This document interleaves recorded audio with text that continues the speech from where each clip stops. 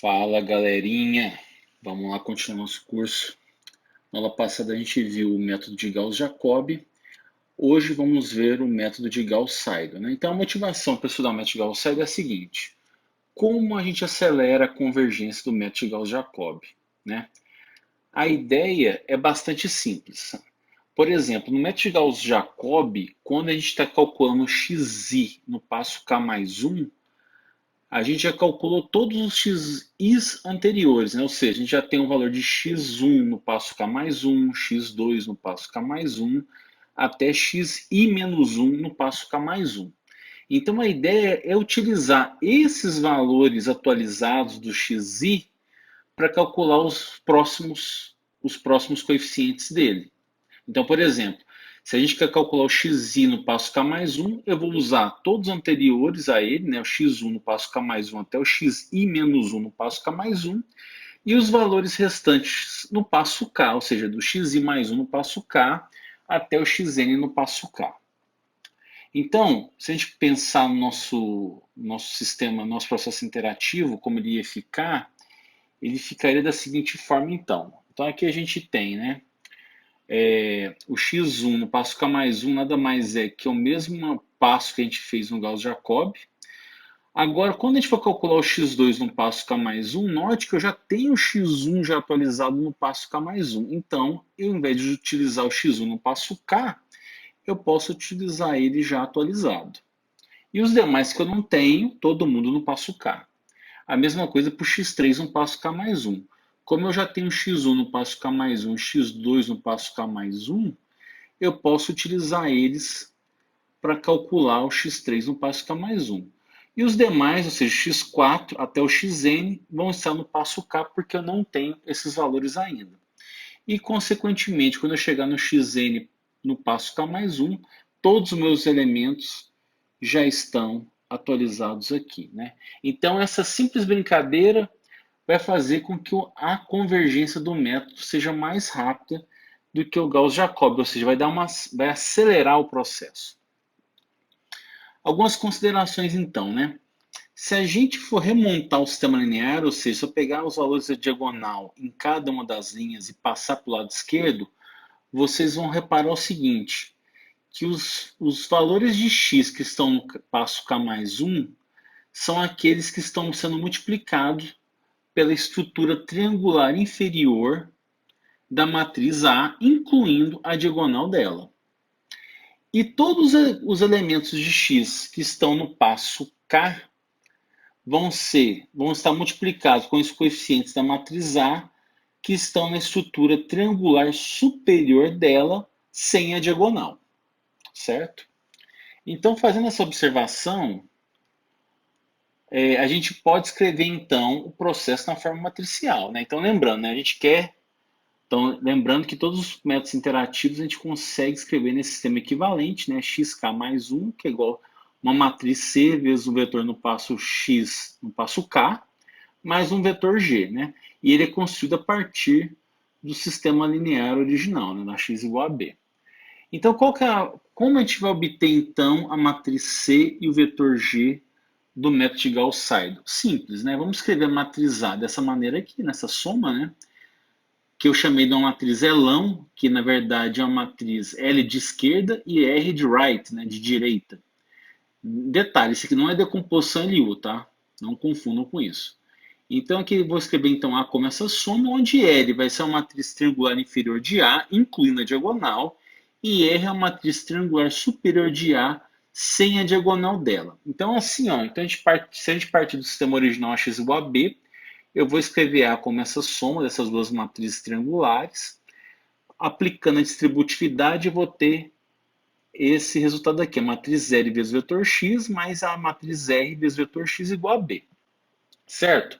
Então, lembrando aquela observação que eu fiz no slide anterior, né? Eu sei, se a gente for construir o processo interativo para determinar quem está no passo K mais 1 e quem está no passo K, basta lembrar o seguinte, então, que todos os coeficientes da A que estão na triangular inferior, quando eu multiplicar com x, esse x aqui vai ter que estar no passo k mais 1. E todos os valores de x que estão multiplicados pela triangular superior sem a diagonal vão estar no passo K. Então, feita essa observação, então a gente vai ter, dessa forma a gente vai ter esse, podemos colocar o vetor x em relação aos passos da interação, né? Então aqui o L xk mais 1 é xk igual a b. Lembrando então que eu tenho que isolar o vetor que está no passo xk mais 1. Eu tenho que isolar esse cara aqui então, né? Esse x aqui, ó. Eu tenho que isolar ele.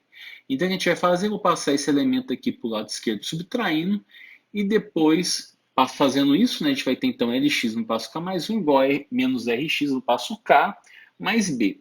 Então, para isolar então agora, finalmente para isolar o vetor x no passo K, eu tenho que multiplicar a inversa de L dos dois lados dessa equação. Ok? Fazendo isso, a gente vai ter então nosso processo interativo aqui. Então vai ser x no passo K mais 1 igual a matriz C vezes xk, né? Então a matriz C, no final das contas, é menos a inversa da L vezes a matriz R. E o vetor G vai ser a inversa de L vezes o vetor B, que é dado do problema original. Ok? Beleza, então é fácil de implementar, a gente atualizar aquele código nosso, né, do Gauss-Jacob. A única coisa a mudar naquele código é o seguinte, né? É só reescrever a matriz C e o vetor G, certo?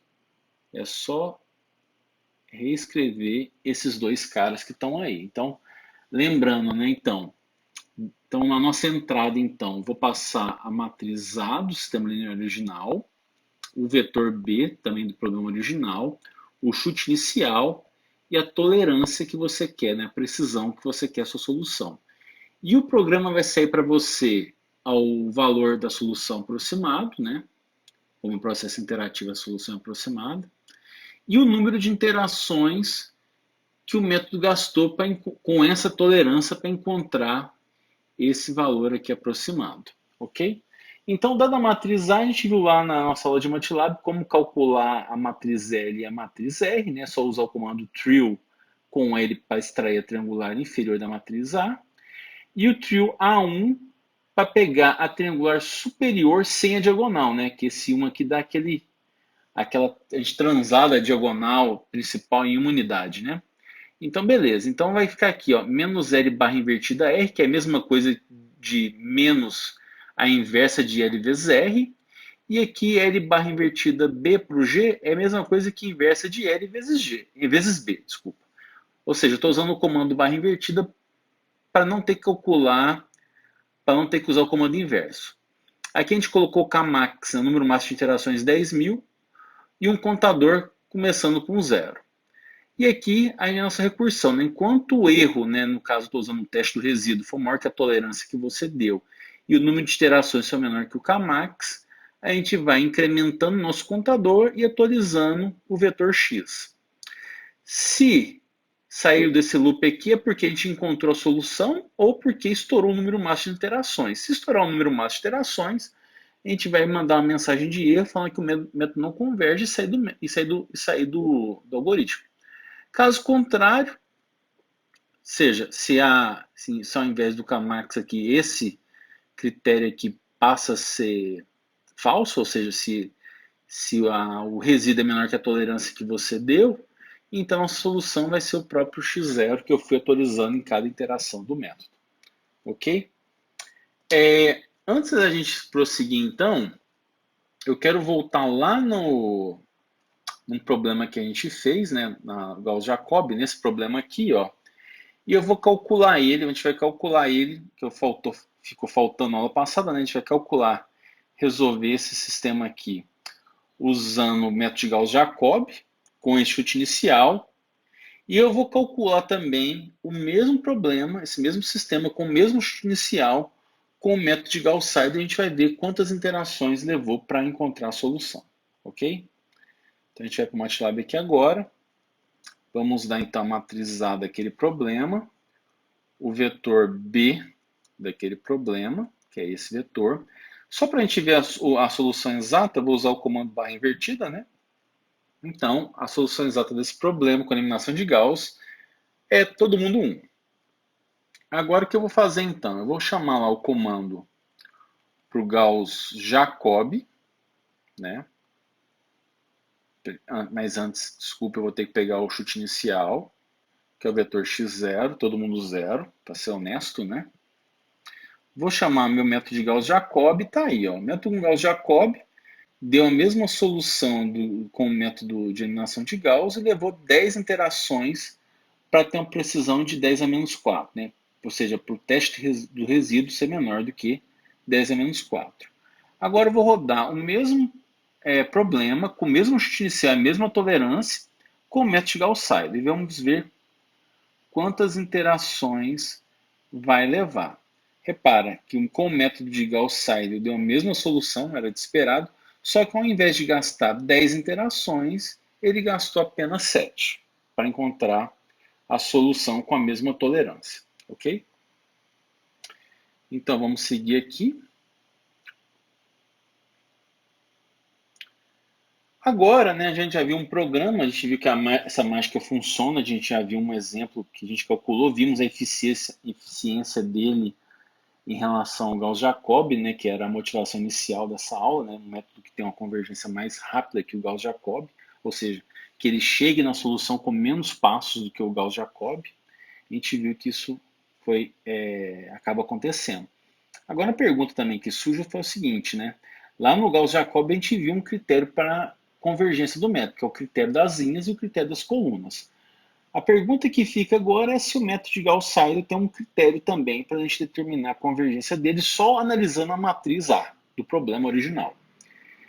A resposta é sim, e esse critério é chamado de critério de Sachsenfeld. Né? Então, o que esse critério fala? Que o método de Gauss-Seidel converge para a solução do sistema original, AX igual a B, independentemente da escolha do chute inicial x0, se satisfazer esse critério aqui. Esse critério é o seguinte, né? Ele fala o seguinte, né? Que a gente vai calcular um beta, né? Que é o máximo dos beta e tem que ser menor do que 1, né? Muito parecido com o alfa lá que a gente tinha no critério das linhas da coluna, só que o cálculo de cada um desses beta aí é um pouquinho diferente, né? O beta 1 nada mais é do que o alfa 1 do critério das linhas lá no método Jacobi. Agora, para os demais beta, a gente vai usar os betas anteriores. Então, por exemplo, para calcular o beta i, a gente vai ter que pegar a iésima linha da matriz A. Então, o que a gente faz? Então, a gente tira o elemento da diagonal e do beta 1 até o beta i menos 1, a gente vai multiplicar todos os elementos da diagonal por cada um desses valores. Ou seja, o AI1 vezes o beta 1, o AI2 vezes o beta 2, assim por diante, até o modo de AI menos 1 vezes beta i menos 1. E os demais que a gente não tem, a gente só soma eles em modo e divide pela diagonal. Né? Uma observação é o seguinte, né? Quanto menor for o valor do beta, mais rápida vai ser a convergência do método. Né? A princípio parece complicado dessa forma, mas um exemplo vai ajudar a gente entender como calcula o critério de Sachsenfeld. Vale a pena uma observação também, que esse critério é uma condição necessária, mas não suficiente de convergência. Se o critério não for satisfeito, a gente não pode afirmar nada, o teste é inconclusivo. Se ele for satisfeito, a gente pode afirmar que ele converge. Então, na hora de a gente calcular, se a gente encontrar no meio das nossas contas um beta aí que é maior do que 1, a gente pode parar com esse método e a gente pode deduzir o seguinte, que com esse método a gente não consegue deduzir a convergência do método de Gauss-Seidel, por esse critério, certo? Então, vamos fazer esse problema aqui então. Vamos considerar esse sistema linear que está aí.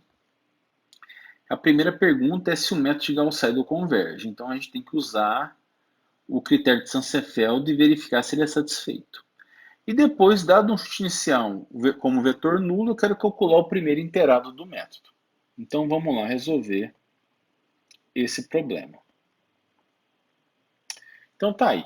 Então, o primeiro exemplo nosso é calcular, verificar, né, se o método converge, certo? E para isso a gente vai usar o critério de Sachsenfeld. Então, o que eu tenho que fazer então? Primeira coisa, eu tenho que calcular o beta 1. Como a gente calcula o beta 1? Né? a gente tem que calcular o beta 1. O beta 1, como eu falei, é o mesmo passo do critério das linhas. Né? O que a gente faz? A gente pega, então, os elementos que estão multiplicando, tira a diagonal, né? Pega os coeficientes a matrizar que estão multiplicando os caras fora da diagonal, somamos em módulo e dividimos pela diagonal. Então, vai ficar, então, módulo de 0,5, que é 0,5, mais o módulo de 0,1, que é 0,1, dividido pelo módulo do cara da diagonal, que, como no caso é 1, módulo de 1 é o próprio 1. Isso vai dar 0,6, que é menor do que 1. Então, tá ok, né? Podemos continuar com o critério de Sandfeld. Vamos calcular o beta 2. O beta 2 agora, o que a gente vai fazer? A gente vai... Então, vamos analisar. O beta 2 é calculado pela segunda linha do sistema, né? A gente tira o cara da diagonal, que é esse 2 aqui, né? A gente vai ter que dividir por ele e vamos multiplicar e vamos somar os caras fora da diagonal. Então, módulo de 0,3, que é 0,3. E agora aqui a gente vai ter que colocar o beta 1, vezes o beta 1. Vezes o beta 1, mais o outro cara fora da diagonal. Né? Como não tem um beta 3 ainda, é só ele então, que é módulo de 0,2. Dividido pelo módulo da diagonal, que no caso é 2. Isso aqui vai ficar então 0,3 vezes 0,6 dá 0,18 mais 0,2 dividido por 2. Isso aqui vai dar 0,19, que é menor do que 1. Ok? Então, continuamos. Beleza? Então, vamos lá, então. Continuando. Vou calcular, então, aqui o beta 3. Né? Vamos calcular agora o beta 3. Então, a gente precisa, então, tira o elemento da diagonal e vamos usar os valores fora diagonal. Então, repare, né, que esse cara aqui, como eu já tenho um beta 1, eu tenho que multiplicar esse cara aqui, o módulo desse cara, pelo beta 1. E eu já tenho um beta 2, então a gente multiplicar o módulo desse cara, que no caso é 1, pelo beta 2. Então, vamos lá. Então, vai ser módulo de menos 0,5 é 0,5, vezes o beta 1, que é 0,6, mais o módulo de 1, que é 1, vezes o beta 2, que é 0,19, dividido pelo módulo da diagonal, que é 7. Isso aqui vai dar, em cima vai ficar 0,3 com 0,19, fica 0,49, dividido por 7, que é igual a 0,07, que é menor do que 1. Né? Então, qual que é a conclusão? Se a gente pegar o máximo aqui desses 3 betas, vai ser 0,6, que é menor que 1. Então, portanto, o critério de Sandfeld é satisfeito e o método de Gauss-Seidel converge. Agora, vamos calcular o x0, né? O próximo item do exercício. Então, o próximo item do exercício é calcular, dado o chute inicial, né? Dado o chute inicial, o próximo item aqui é esse, né? Dado o chute inicial, que no caso é x0 igual a 0, 0, 0, transposto, né? Eu quero saber quem é o x1, né? Então a gente tem que montar o processo interativo aqui. Como é que a gente fez? É a mesma coisa do Jacob, né? A gente separa pela diagonal e reaproveita o cara que foi calculado anteriormente, né? Então, da primeira linha, a gente vai isolar ali, ó, o x1, vai ficar igual, então, 0,2 menos 0,5 x2 menos 0,1 x3. Depois eu venho na segunda linha e vamos isolar o x2. x2 é igual a 0,7 menos 0,3 x1 menos 0,2 x3, isso tudo aqui dividido por 2, né? Pelo cara que está multiplicando a diagonal. E finalmente o x3, que vai ser igual, né? A gente isola o cara da diagonal, né? Vai ficar então 1, né? Esse 1 que está aqui na direito. Aqui esse cara vai para lá, muda de sinal, vai ficar mais meio x1 menos x2, todo mundo dividido por 7, certo? Agora a gente precisa definir quem está em qual passo, né? Esse cara aqui está no passo K mais 1, esse aqui está no passo K, esse também está no passo K. Esse aqui, tudo está no lado esquerdo, está no passo K mais 1. Esse aqui, ó, agora a gente tem que aproveitar o cara que já foi atualizado. Esse aqui eu já tenho, então a gente coloca ele no passo K mais 1. E esse aqui eu não tenho ainda, está no passo K. Esse aqui vai estar no passo... detalhe, né? Esse cara aqui está no passo K mais 1. Esse aqui eu já tenho, né? Também posso usar ele atualizado. E esse x2 também já calculei, já atualizei ele no passo anterior. Então ele está no passo K mais 1, certo? Então não acabou ainda, né, o exercício. Vamos aqui. Continuar. Vou só deslocar um pouquinho aqui. Vamos continuar então. Então, vamos resolver então, né? Então, para quando K for zero, né? Quando K for zero, o que a gente vai ter então? Vou calcular o x1 no passo 1. Vai ser que então? 0,2 menos 0,5. x2 no passo 0 é 0. x2 no passo 0 é 0. Vezes 0 menos 0,1 vezes x3 no passo 0, que também é 0, que é o chute inicial, né? Isso aqui é 0. Isso aqui vai dar, então, no final das contas, 0,2. Então, esse aí é o x1. Vamos calcular o próximo. O próximo é o x2 no passo 1. Esse vai ser igual, então, né? Tá lá, vamos usar a fórmula. 0,7 menos 0,3 vezes x1 no passo 1, que eu já calculei. Então, esse aqui vezes 0,2, né? Menos 0,2 vezes x3 no passo 0, que é 0. Isso aqui vai dar bagatela de... Vai ficar, então, 0,7 menos 0,6, né? Minto, né? Vai ficar 0,7 menos 0,06, né? Vai dar 0,64, certo? E finalmente a gente vai calcular o x3 no passo 1. Minto, né? Falta dividir por 2. Tá? Isso tudo aqui, deixa eu apagar. Isso tudo aqui dividido por 2. Então, dividir por 2, isso aqui vai ficar 0,32. Tá?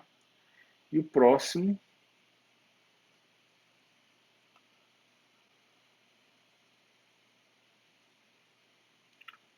O próximo aqui vai ficar, então, 1, né? Mais meio vezes x1 no passo 1, que é 0,2, mais não, minto, né? Menos x2 no passo 1, que é 0,32. Isso aqui tudo dividido por 7. Então, isso aqui vai ficar, então, 1 mais 0,01 menos 0,32 dividido por 7. Então, vai ficar,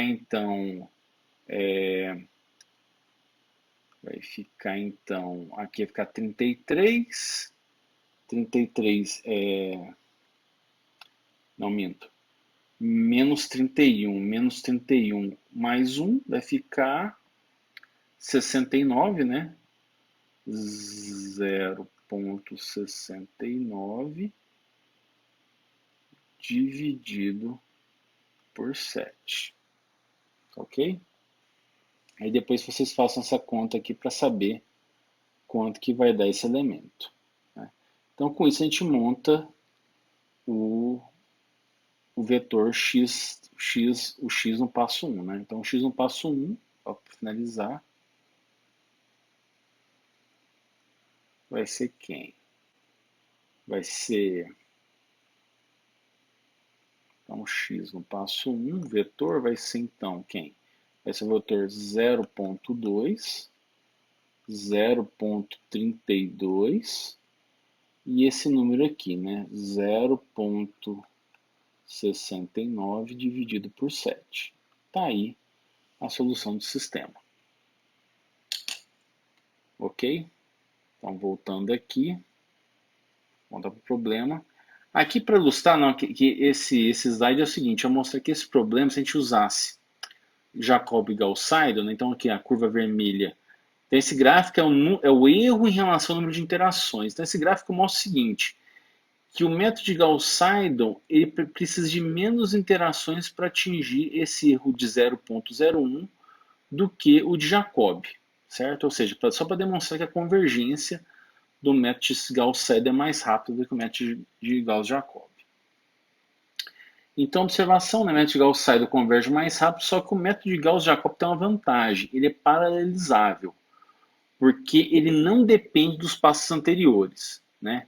Por natureza, o método Gauss-Seidel, como você depende do, por exemplo, está no x2 no passo k mais 1, você depende do passo x1 no passo k mais 1 e assim por diante.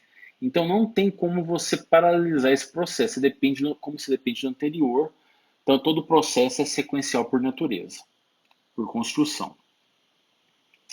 Só para a gente ilustrar mais uma aplicação, vamos considerar esse problema. Dado uma placa R, sujeita a 3 temperaturas em graus Celsius, distintas na fronteira parcial R, como calcular a temperatura de equilíbrio no interior da placa? Então, o problema é o seguinte, né? A gente tem essa placa que vocês estão vendo aqui, a gente pode considerar como sendo bidimensional, porque é uma dimensão desprezível. Então, nela, eu conheço a temperatura em cada lado dela, que vale 30, que vale 25, e nos outros demais lados vale 20. E eu quero saber calcular a temperatura de equilíbrio interior dessa placa. Para isso, a gente vai precisar da seguinte propriedade do valor médio, que a temperatura de equilíbrio em um ponto P no interior da placa é a média da temperatura de sua vizinhança. Então, se eu pego qualquer ponto aqui dentro, eu sei que a temperatura aqui é a média da temperatura dos seus pontos vizinhos. Então, para isso a gente já precisa discretizar esse problema, né? Suponha que E já alcançou a temperatura de equilíbrio. Para discretizar essa grade, vamos discretizar esse domínio R, que é a placa, usando um grid uniforme, né? Uma estrutura de grade. Então, por exemplo, eu peguei aqui um grid 4x4, né? Eu tenho então 16 pontos. Eu sei que os pontos na fronteira já são conhecidos, porque já são valores prescritos do problema. O que eu tenho que determinar são a temperatura de equilíbrio nesses pontos que estão anteriores, esses 4 pontos em vermelho. Ou seja, eu tenho que determinar a temperatura no ponto x1, x2, x3, x4. Ok? É como se esses pontos aqui fossem um sensor que eu tivesse na placa e eu quero calcular a temperatura nesses pontos que estão em vermelho. E como eu falei, para isso a gente usar a temperatura, a propriedade do valor médio, né? Que, ou seja, que a temperatura do ponto xi é a temperatura dos 4 pontos que são vizinhos a ele. Então, por exemplo, então pegar o x1. Quem é a temperatura dele, então? Então, a temperatura do ponto x1 vai ser a média da temperatura dos 4 pontos vizinhos dele, né? Que é 20 mais 25 mais x2 mais x3 dividido por 4. Eu sei que a temperatura no ponto x2 vai ser quem? A média da temperatura dos 4 pontos vizinhos, ou seja, vai ser x1 mais 25 mais 30 mais x4 dividido por 4. A mesma coisa com x3. Vai ser 20 x1 mais x4 mais 20 dividido por 4. E assim por diante. Certo? Então tá aqui. O problema tá aqui. E repare, a gente não tem de graça ainda o sistema linear, né? Mas se eu isolar, se eu mandar o numerador, quer dizer, o denominador para o lado esquerdo e passar todos os valores de x para o lado esquerdo também, a gente vai chegar nesse sistema linear aqui, né? Então, calcular, determinar a temperatura no interior é equivalente a resolver esse sistema linear que vocês estão vendo aí, certo? Então, só que trabalhar com 4 pontos não tem graça, né? Não tem graça a gente aumentar a precisão, vai depender da resolução dessa grade aí, né? Desse grid. Então, com a resolução mais fina, com mais pontos, a gente tem uma precisão maior, certo? Então, o exercício 4 fala o seguinte: dado uma placa quadrada de lado 0,1 por 0,1 metros, ou seja, são as dimensões dessa placa, já com os valores de temperatura prescritos na fronteira, ou seja, eu sei quanto que vai a temperatura em cada lado da placa, faça uma função MATLAB, calcule e visualize a distribuição de temperaturas nessa placa usando o método Gauss-Seidel e um grid de resolução N por N. Uma observação é, use os comandos draw now em cada interação e o comando pcolor para visualizar a evolução do resultado final. O que eu estou querendo dizer é o seguinte, o comando draw now, o que ele vai fazer? Ele vai desenhar em cada interação do método de Gauss-Seidel. Então ele obriga o MATLAB a desenhar, fazer um plot. E esse comando pcolor, ele é um comando que desenha pseudocores. Então, para visualizar esse problema, eu vou usar cores, né? Então, eu vou usar uma tabela de cor e a gente vai visualizar esse campo escalar, que no caso é a temperatura, através de cores, né? E vamos ver, então, por cores, aonde é a parte mais fria na placa e aonde é a parte mais quente dessa placa, certo? A pergunta é, como a gente monta esse processo, né? Vamos voltar lá para o slide anterior. Repara o seguinte, né? Se a gente vier nesse slide aqui, né, a gente vai pensar, eu vou trabalhar com esse sistema aqui, certo? Ok, mas como a gente é Gauss-Seidel, a gente tem que montar o processo interativo do Gauss-Seidel. Mas repare que aqui, ó, pela propriedade do valor médio, já deixa para a gente na forma do Gauss-Seidel, né? Por quê? Eu sei que esse cara aqui vai estar no passo K mais 1, esse também vai estar no K mais 1, esse também está no K mais 1 e esse também está no K mais 1. Esse aqui está no passo K, esse está no passo K, esse aqui eu já posso usar no passo K mais 1 porque eu já tenho ele, esse aqui está no passo K, esse aqui está no passo K mais 1, esse está no passo K porque eu não tenho, e esse aqui no X4 todo mundo já está no passo K mais 1. Moral da história, então, na própria forma que a gente montou, usou a propriedade do valor médio, a gente já consegue deixar o problema na forma bonitinha para aplicar o método Gauss-Seidel. Então, esse exercício aqui, eu vou deixar vocês pensarem um pouco e eu vou mostrar para vocês o que vai acontecer com esse problema, né? O que eu quero ver. Então, ó, só uma dica. Então, tá aqui, ó. A gente vai usar esses 3 comandos dentro da recursão do Gauss-Jacob, certo? Então, se a gente voltar no Gauss-Jacob, então dentro desse while, vocês vão ter que chamar esses 3 comandos. O draw now para desenhar na hora e o pcolor para mostrar a temperatura da placa, certo? Então eu vou rodar para vocês verem o que vai acontecer. Dá um CLC também, vou chamar minha função que eu chamei de hit. Então tá aqui, ó. Inicialmente a gente vai usar então um grid, né?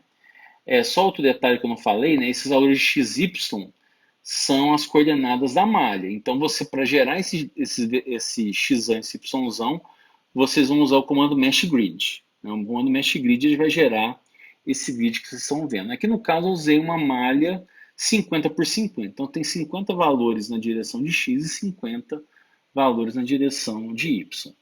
E aqui eu usei as cores. Repara, o Color Bar vai mostrar uma barra de cores para eu ter uma ideia o que é o quente e o que é o frio. Então, nesse caso aqui, ó, eu estou usando os mesmos valores do exemplo, né? Aqui, ó, pela minha barra vale mais, é 30, aqui 25 e nos demais lados tem um valor menor. Então, agora, ó, o que a gente vai fazer? Eu vou visualizar cada interação do método Gauss-Seidel. Eu quero ver até chegar nessa temperatura de equilíbrio método, ou seja, quando ele chegar na temperatura de equilíbrio, eu vou encontrar a solução do método. Então, eu coloquei uma tolerância aqui, por exemplo, de 0,9 e vou ver o método de Gauss-Seidel avançando. Então, vocês estão vendo ó, as interações do método de Gauss-Seidel em ação até chegar. Então, repara, o método já está começando a achar uma região onde a temperatura é mais quente, que é desse lado, e onde a região da placa, aonde a temperatura é mais fria, né, que são esses tons de azul aqui. E o método está indo, não parou ainda. Né? Então, dependendo da resolução da sua malha e a sua tolerância, pode demorar para convergir, né? E no caso, como eu estou plotando, né, desenhando a cada interação, isso deixa o algoritmo um pouco lento. Mas vocês estão vendo também que está deslocando a temperatura na barra, né? Nessa barra de cores aqui, né? Porque está chegando na configuração das temperaturas de equilíbrio. Então está avançando e aí é a solução, né? Para essa tolerância, então a configuração dos valores de temperatura na placa para essa resolução do grid está aí. Então eu sei que esses valores aqui, ó, eu posso colocar um dedo que eu não vou me queimar, certo?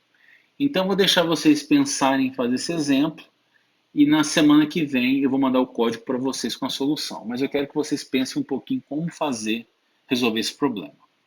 Tá ok? Então eu fico por aqui, até a próxima aula.